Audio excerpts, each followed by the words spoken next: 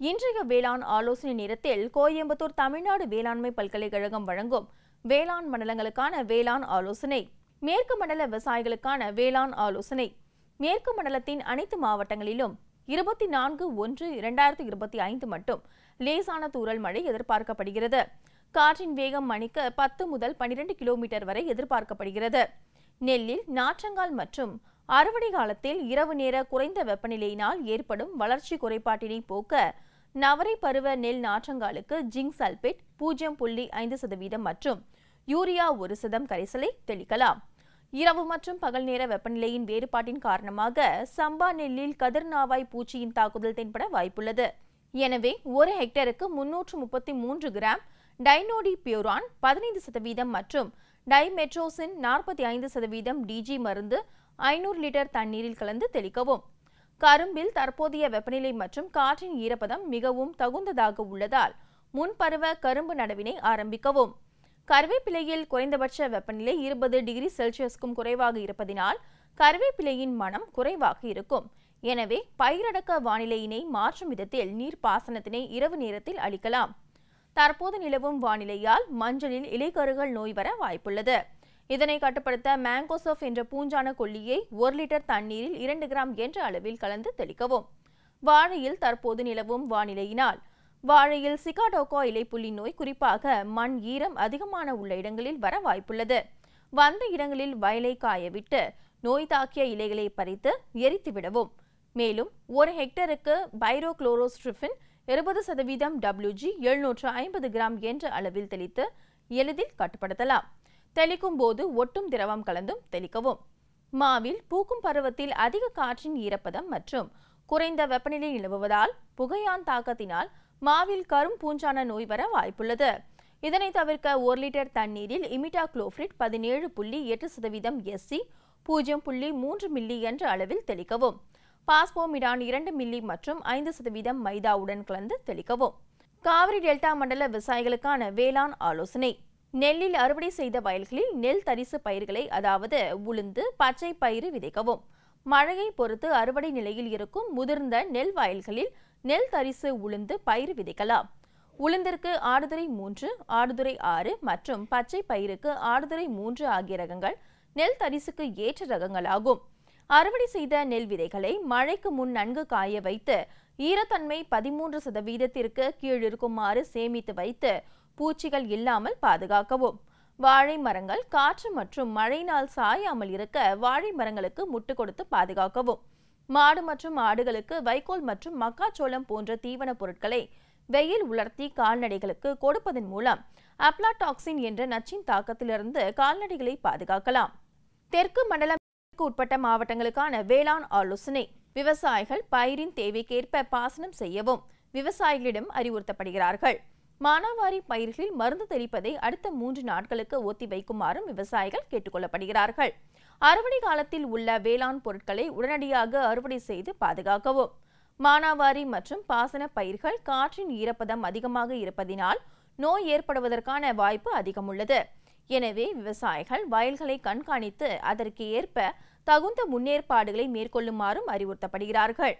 பயிர் வகைகளில் விளைந்த பயிர்களை உடனடியாக அறுவடை செய்யவும் பூஞ்சைகள் தாக்காதபடி பயிர்களை பாதுகாக்குமாறும் விவசாயிகள் கேட்டுக்கொள்ளப்படுகிறார்கள்.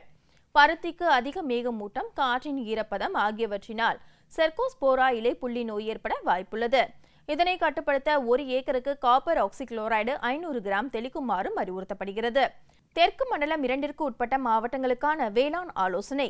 தற்போதைய நிலையில் பருத்தியில் ஊட்டச்சத்து குறைபாடுகள் பரவலாக தென்படலாம்.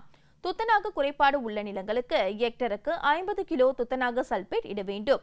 பயிர் வளர்ச்சியின் போது குறைபாடு தென்பட்டால் 0.5% துத்தநாக சல்பேட் கரைசலை விதைத்த 45, 60 மற்றும் 75வது நாட்களில் தெளிக்க வேண்டும்.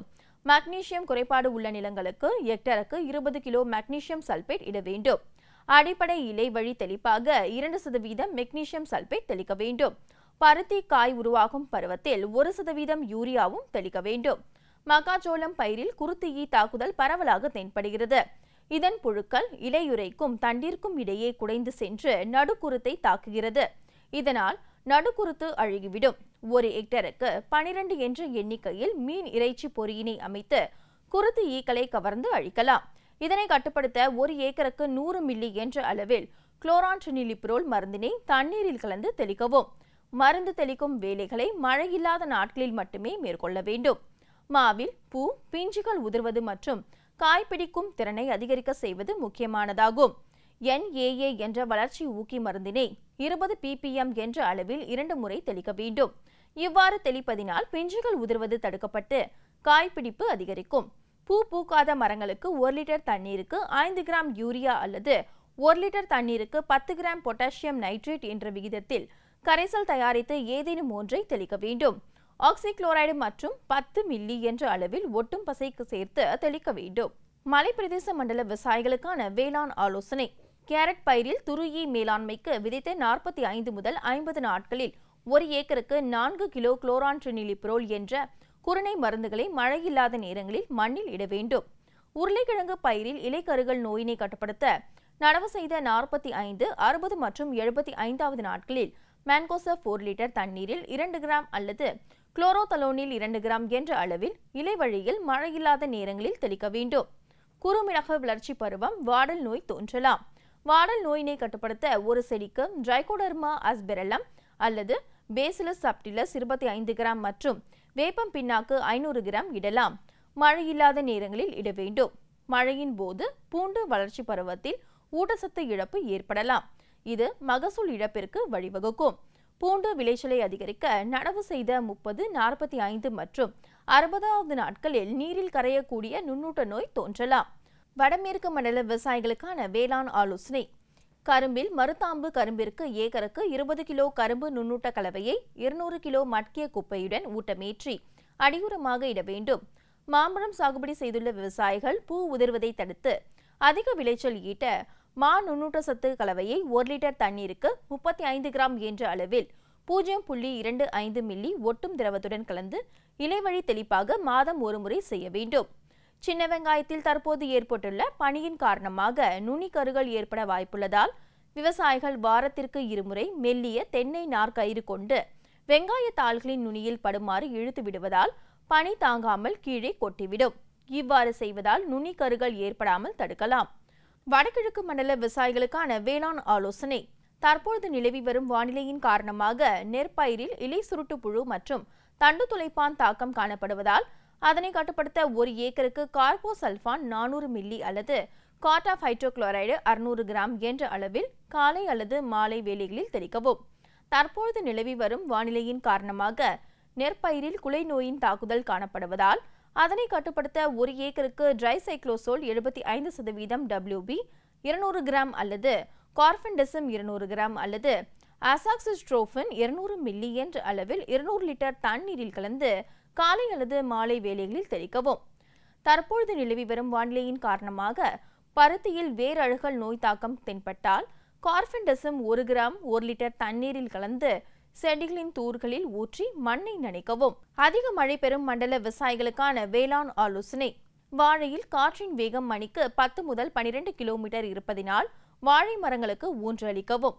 பழவகை மரங்கள் மற்றும் மர வாசனை பயிர்கள் மழை பெய்ய வாய்ப்புள்ளதால் வட்டப்பாத்திகள் அமைத்து மழை நீரை சேமிக்கவும்.